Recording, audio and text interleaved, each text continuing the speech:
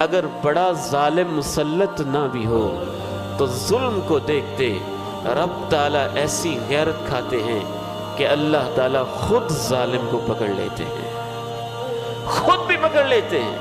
وَكَذَلِكَ أَخْذُ رَبِّكَ إِذَا أَخَذَ الْقُرَىٰ وَهِيَ ظَالِمَةٌ إِنَّ أَخْذَهُ أَلِيمٌ شَدِيدٌ۔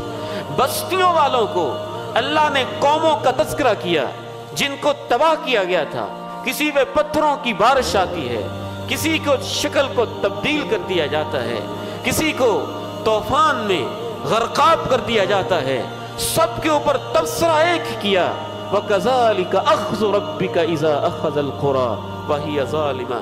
جب بستیوں والے ظالم ہو جاتے ہیں تو پھر اللہ ایسے ہی پکڑا کرتا ہے۔